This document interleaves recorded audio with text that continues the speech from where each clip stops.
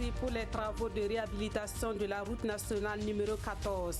Dans un an, cette route qui relie Sankoessé à Koudougou devra connaître un nouveau visage pour plus de fluidité dans la circulation routière. Le lancement des travaux à suivre dans quelques instants.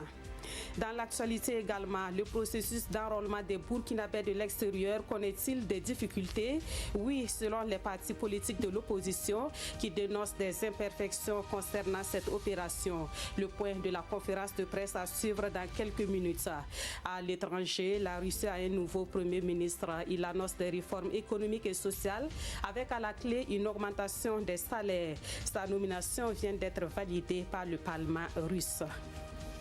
Mesdames, Messieurs, bonsoir. Merci de nous suivre. Tout d'abord, sachez que les ministres en charge de la culture de l'espace G5 Sahel ont été reçus en audience ce soir même au palais de Kosiam.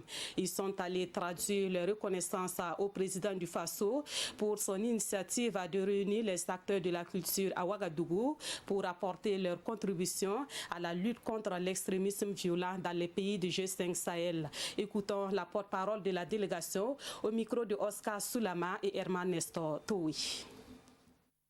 Nous avons tenu à le remercier au nom du champion de la culture de l'Union africaine, champion de la culture, des arts et du patrimoine pour l'Union africaine, M. Ibrahim Boubacar Keïta, pour cette initiative salutaire. Il était temps que la culture retrouve son rôle majeur dans la lutte contre l'extrémisme violent, son rôle de cohésion sociale et de réconciliation dans nos pays, compte tenu de la crise à laquelle tous nos pays font face. Nous avons également salué la présence du Sénégal comme pays observateur, non membre du G5 Sahel. Et la conférence se tient depuis hier. Demain, nous comptons lui présenter la déclaration finale de la conférence et des différents ateliers qui se sont tenus avec les experts de nos pays respectifs. Dans l'actualité de ce 16 janvier, le Premier ministre a procédé ce matin au lancement des travaux de réhabilitation de la route nationale 14 reliant Sankoessé à Koudougou. Cette route d'une quarantaine de kilomètres est actuellement dans un état de dégradation avancée, mais sa physionomie devrait changer dans un délai de 12 mois. Le financement s'élève à plus de 7 milliards de francs CFA. Roger Kam et Moumni Soubega. C'est un coup de pelle qui annonce la fin du calvaire des usagers de la route nationale numéro 14. Long de 42 km, le tronçon Sankoessé-Koudougou, qui croupit sous le poids de l'âge, avec son corollaire de 2 agréments, sera entièrement réhabilité. C'est une reconstruction totale de la route qui sera effectuée. Depuis la couche de fondation en gravelé latéritique à la couche de base en gravelé latéritique amélioré au concassé pour lui donner une solidité et un revêtement en béton bitumineux pour permettre aux populations et aux usagers de glisser parfaitement sur cette route. Le mot d'ordre du gouvernement, c'est d'aller à la fois vite et bien pour soulager les usagers de cette route. Cette route fait partie d'un échantillon d'un large programme que nous sommes en train de développer aujourd'hui, que cette population-là continue d'accompagner ce que nous sommes en train de faire aujourd'hui pour que le Burkina Faso retrouve d'abord la paix et la sécurité, parce que c'est ça qui est le fondement même du développement, mais également que le Burkina Faso retrouve le sentier de la croissance et puisse ainsi connaître le développement que le président du Faso appelle de tous ses voeux. Mobilisés pour marquer l'événement d'une pierre blanche, les populations de la région du centre-ouest et de Koudougou n'ont pas caché leur joie. Leurs représentants, les transporteurs et le maire de la ville de Koudougou ont tous traduit leur reconnaissance au gouvernement pour avoir tenu ses promesses. Depuis plus de 5 ans, la réhabilitation de ce tronçon a été clamée et réclamée à corps et à cri. Le conseil municipal et l'ensemble des laborieuses populations de la commune de Koudougou, de Ramongo, de Poix et de la région du centre-ouest jubilent et se réjouissent du démarrage tant attendu de la réhabilitation de cette route qui procurera davantage de sécurité aux usagers et de fluidité à la circulation. Les travaux de réhabilitation de cette route vont coûter plus de 7 milliards de francs CFA avec un délai d'exécution de 12 mois. Le financement sera assuré par l'État burkinabé et la Banque ouest-africaine de développement. Ici, à Ouagadougou, à l'université Joseph Kizerbo, 3 amphithéâtres viennent d'être réhabilités dans le but d'offrir un meilleur cadre de formation aux étudiants et leurs enseignants. Et ce sont les étudiants de 3 unités de formation et de recherche qui pourront désormais prendre des cours dans ces bâtiments rénovés. À cela s'ajoute du mobilier composé de 13 véhicules pour faciliter les déplacements entre les différentes universités du Burkina Faso. Adama Guiti et Oumou Sissi. Aujourd'hui, le professeur Antoine Sanon et les étudiants de son UFR ont de quoi se réjouir. Un amphithéâtre de leur département vient d'être réhabilité avec des commodités d'exécution de l'enseignement et d'apprentissage de qualité. C'était une attente de longue date. Et donc, comme cela s'est concrétisé aujourd'hui, donc on est vraiment bien content. Ça servira déjà pour les cours, pour des effectifs d'environ 200 à 300 étudiants.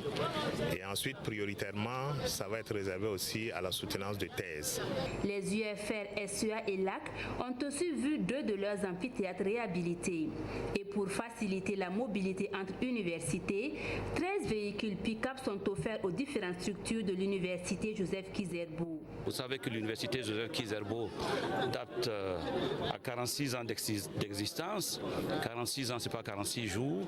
Il y a des moments où il y a des difficultés rencontrées, surtout pendant l'hivernage. Et nous avons commencé par rénover 3 amphithéâtres à hauteur de 290 millions de francs CFA sur notre budget propre. Et nous avons pensé que pour la bonne gouvernance également, il faut du matériel roulant. D'un montant d'environ 724 millions de francs CFA, cette réhabilitation et cette acquisition sur fonds propres ravit plus d'un.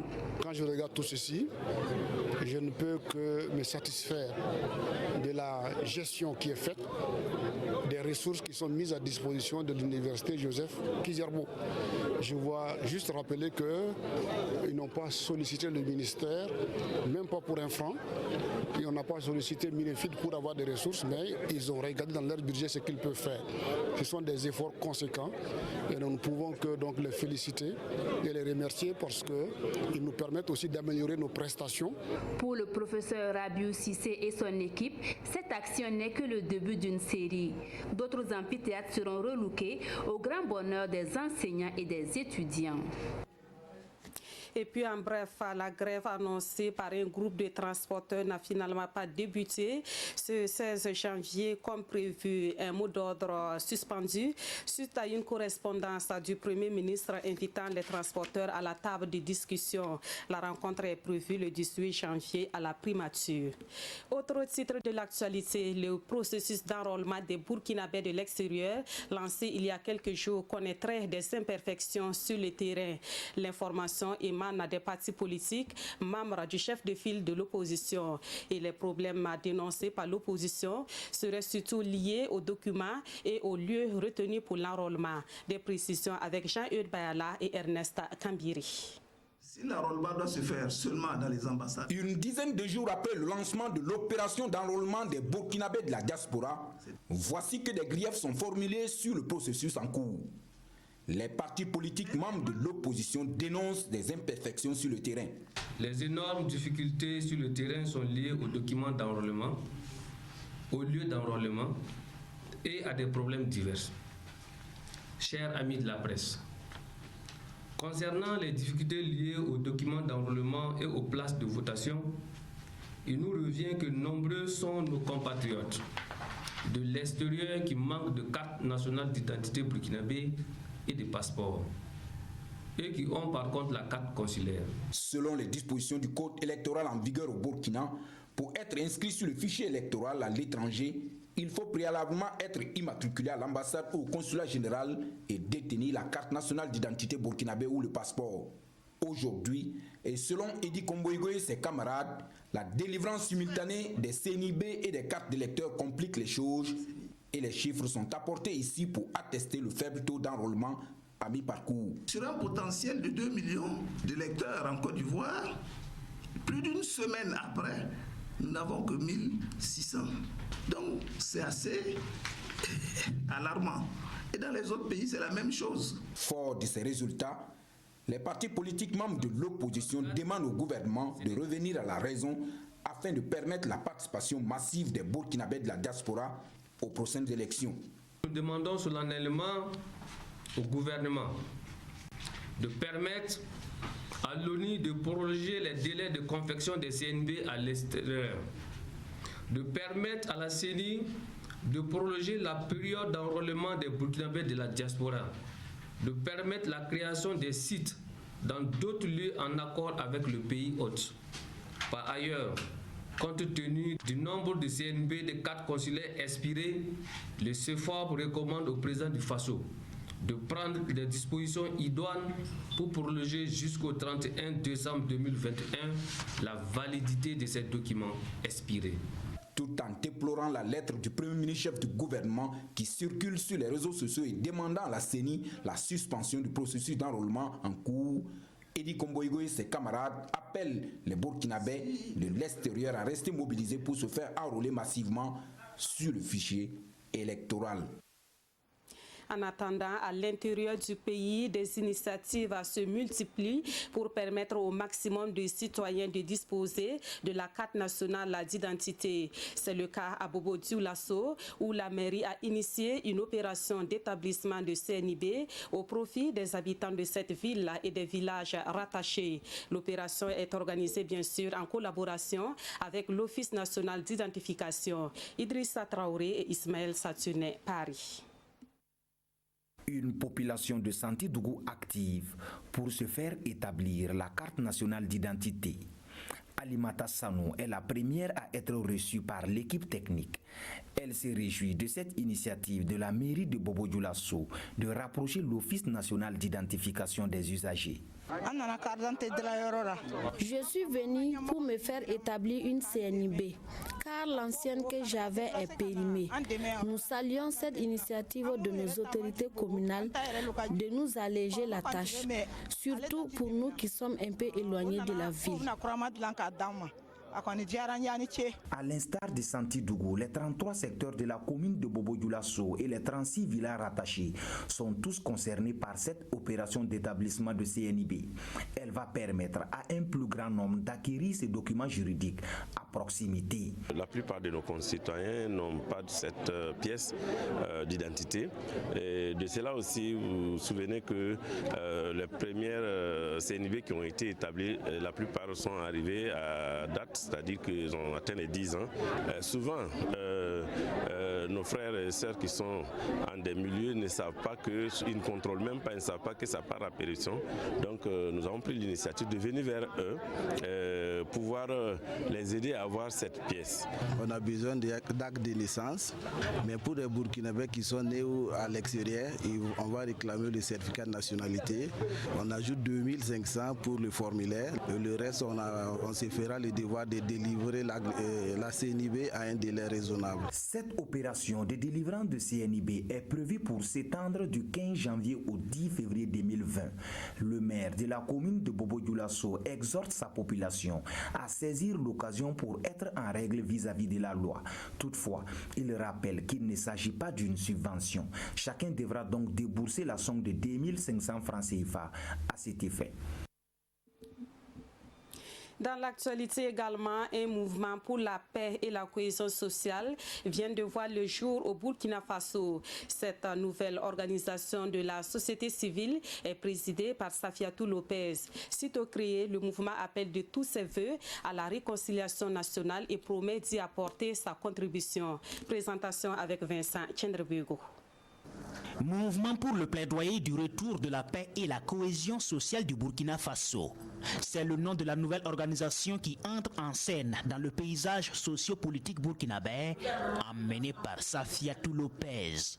Avec elle, des hommes ayant précédemment assumé certaines fonctions politiques, administratives et même militaires, et des figures de la société civile pour la déclaration de naissance du MPCRN. C'est dans le souci de voir tous les Burkinabés se parler, se considérer, se respecter et se réconcilier entre eux-mêmes et avec leur histoire que nous avons initié ce mouvement pour apporter notre part de contribution à la réussite de la réconciliation nationale. Notre mouvement appelle à un dialogue national inclusif sur la réconciliation nationale afin de définir ensemble le processus consensuel pour arriver à cette cohésion sociale tant recherchée, permettant ainsi de définitivement solder le passif de tous les crimes de sang politique et économique. La réconciliation nationale pour une paix et une cohésion sociale au Burkina Faso, et cela passe par le retour de ceux qui les appellent des exilés politiques. Nous ne serons pas heureux que quelque chose arrive à Blaise Compaoré en Côte d'Ivoire. Et donc moi je pense que si Blaise Compaoré peut apporter quelque chose dans ce pays-là, s'il a une expertise à apporter, je pense que ça serait la bienvenue. Moi, je ne pense pas. Et les exilés, quand on parle des exilés, vous voyez automatiquement Blaise Compaoré. Blaise Compaoré n'est pas le seul exilé. Mais quelles actions concrètes le MPCRN entend mener pour remplir la mission qu'elle s'assigne? Pas de réponse claire. Cela relèverait d'une stratégie sur laquelle Dame Lopez et ses compagnons ne voudraient pas s'étaler pour le moment. Nous repartons à Bobo-Dioulasso pour parler de cette formation organisée au profit des journalistes et communicateurs. Au menu de cette formation, les concepts de l'intégration et de la migration. L'ambition pour les initiateurs, c'est de pouvoir compter sur la presse dans le processus d'intégration dans l'espace CEDEAO. On en sait plus avec Martin Zerbo et Kadou Romenki. Des échanges et des partages d'expériences entre le ministère en charge de l'intégration africaine et des Burkinabés de l'extérieur et ses hommes et femmes de médias afin de leur permettre d'apporter leur part contributive au processus de l'intégration dans l'espace CEDEAO. Une session de travail de 72 heures, l'enjeu étant de mettre les journalistes et communicateurs à profit pour accélérer les avancées en matière d'intégration et de migration dans l'espace sous-régional. Nous attendons du réseau qu'il puisse nous aider à relayer autant que faire se peut les questions fondamentales en matière d'intégration, parce que c'est l'une de nos attributions essentielles, mener à bon port donc la politique burkinabé en matière d'intégration sous-régionale. Cette formation consacre la relance des activités du réseau des journalistes et communicateurs sur l'intégration et la migration. Nous jouons notre partition pour le succès des activités, mais entre-temps nous sommes rentrés un peu en hibernation pour des raisons diverses et le ministre de l'intégration africaine et des Burkinabés de l'extérieur a eu cette idée lumineuse donc de relancer cette structure à travers justement cette session de formation. 10 thématiques relatives aux questions d'intégration et de migration seront abordées au cours de cette rencontre. Entre autres, le protocole de la CEDEAO sur la libre circulation des biens et des personnes, défis et perspectives, la politique du Burkina en matière de migration et la politique migratoire de la CEDEAO. Dans la région de l'Est, la mairie de Fadan-Gourma débloque plus de 36 millions de francs CFA pour améliorer les conditions d'apprentissage des élèves déplacés de Nagré et de Niatsiabouani. Actuellement, ces élèves prennent des cours dans un collège d'emprunt dans la ville de Fada. Le maire de Fada leur a rendu visite mardi dernier et profité de leur remettre du matériel pédagogique. Justin Tchendrbego et Ibrahim Sanou. Les CG de Nagré et de Niatsiabouani prennent désormais cours dans ce collège privé de la ville de Fadan-Gourma. Pour sauver l'année scolaire face à l'insécurité, le conseil municipal a décidé de délocaliser toute l'administration. Plus de 300 élèves déplacés y prennent cours. Aujourd'hui, ils reçoivent la visite du maire. Si nous sommes ici, c'est grâce au conseil municipal. Et comme on dit, tout n'est pas parfait. Il y a des doléances en tout cas qui existent. Voilà, comme je pense qu'avec son arrivée, on pourra aussi échanger sur ces questions-là afin d'améliorer le bon fonctionnement de l'établissement. C'est pas simple, mais nous faisons avec et nous avons eu l'occasion d'échanger avec les élèves. Ça se passe plutôt bien et la cohabitation est bon enfant et nous saluons donc la contribution des différents acteurs pour que les choses se passent le mieux possible. Le maire a auparavant remis 250 tables bancs, des armoires, des chaises, des bureaux et 1721 livres de lecture à 3 CEB et 3 CG de la commune. Un don estimé à 36 429 000 francs CFA. Nous tenons à remercier la mairie de Fada pour cette dotation.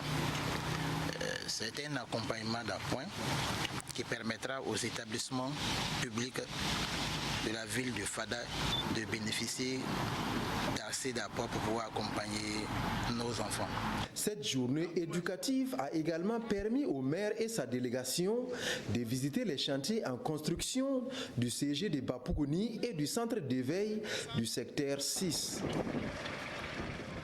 Nous parlons à présent de protection sociale. Les acteurs chargés de la mise en œuvre de cette politique au Burkina Faso renforcent leurs compétences pour plus d'efficacité sur le terrain. Parmi ces acteurs figurent des organisations syndicales invitées à un séminaire dit de renforcement de capacité. La rencontre a débuté ce jeudi à Manga. Roger Bembamba et Sekou Zongo. Des représentants d'organisations syndicales du Burkina à l'école de la protection sociale. Le gouvernement veut contribuer au changement qualitatif des conditions de vie de toutes les couches sociales selon le secrétariat permanent du Conseil national pour la protection sociale et il faut impliquer tous les acteurs de mise en œuvre. Cela va contribuer à une meilleure appropriation, à une meilleure compréhension de cette politique et ils comprendront également qu'ils constituent un des acteurs de mise en œuvre de cette politique-là. L'importance de la protection sociale pour tous citoyens est le thème central de ce séminaire. Pour la vingtaine d'organisations syndicales qui participent à cette formation, c'est non seulement une rencontre de mise à niveau, mais surtout une opportunité d'échange. C'est une formation qu'il fallait nécessairement pour quand même sensibiliser davantage, en tout cas le monde syndical, pour interpeller également le monde syndical, parce que bon, il ne faut pas qu'on reste tout le temps dans la revendication sans oublier la grande majorité des Burkinabés. On parle de l'assurance maladie universelle où il y aura des retenues sur le salaire des travailleurs. Bon, il faut que tout ça soit précisé et quels seront les paniers de soins et comment tout cela va se mettre en œuvre. Bon. Donc il y a beaucoup de questions quand même que nous allons essayer d'éclaircir à travers cette formation-là. Adoptée en septembre 2012, la politique nationale de protection sociale est un élément clé de développement du capital humain. Cette formation, à l'intention des organisations syndicales, participe à la recherche du consensus sur la question, selon Moussa Zorom. Et en matière de protection sociale, l'aspect alimentation est également pris en compte. Et parlant de bonne alimentation, les légumes verts sont constamment recommandés par les spécialistes de la nutrition. Ces légumes inondent actuellement les marchés. Vous n'avez donc pas d'excuses pour ne pas vous en procurer au maximum. Constat dans les hauts-bassins avec Mané Kayen et Amadou Lougué. Dans ces jardins du village de Legma, des centaines de petites parcelles de haricots verts. Madou Sanou a plus de 10 années d'expérience dans le jardinage. Les haricots verts poussent 5 jours après les semis et la première récolte intervient au bout de 50 jours. La récolte se fait chaque semaine. La plupart des jardiniers sont en pleine récolte, l'étape la plus difficile dans la production du haricot vert, d'où son exploitation sur de petites parcelles, environ 1/4 d'hectare par producteur. J'ai engagé 7 personnes ce matin pour la récolte. Chaque personne est payée à 500 francs par jour, plus 2 boîtes de haricots. Je leur prépare aussi à manger. On engage par semaine pour la récolte environ 24 personnes, plus 5 000 francs pour leur alimentation par jour. La plus grande parcelle des haricots verts que nous avons aperçue s'étend sur un demi-hectare. Peu importe, la culture du haricot vert profite à ces jardiniers. Chaque semaine, j'obtiens au moins 75 000 francs CFA pour la vente de ma production. Les 2 années, chaque récolte me procurait jusqu'à 18 sacs de 100 kg. Cette année, je récolte à peine 8 sacs. Si le marché est bien, le sac de 100 kg est vendu jusqu'à 25 000 francs. Sinon, il chute à 10 000. Tout mon haricot vert est vendu par ma sœur à Bobo-Dioulasso. La grande partie de la production de Legma est vendue ici à Bobo-Dioulasso, à Legma Logo, le marché de Legma. Un marché qui doit d'ailleurs son nom au village de Legma. Tous les légumes et fruits vendus ici étaient produits dans le village de Legema. C'est pourquoi ce marché porte son nom. À Legema Logo, Aminata Sanou vend depuis 15 ans du haricot vert qu'elle fait venir chaque matin des jardins de Legema. Nous allons chercher le haricot vert depuis Legema. On peut vendre par jour 10 sacs de 100 kg, parfois même 20 sacs. Considéré dans le temps comme étant un aliment de luxe réservé à une élite, le haricot vert est aujourd'hui accessible à toutes les bourses.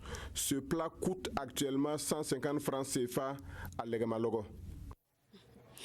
Dans l'actualité également, le Burkina Faso s'engage pour la 6e phase du programme de microfinancement du Fonds pour l'environnement mondial.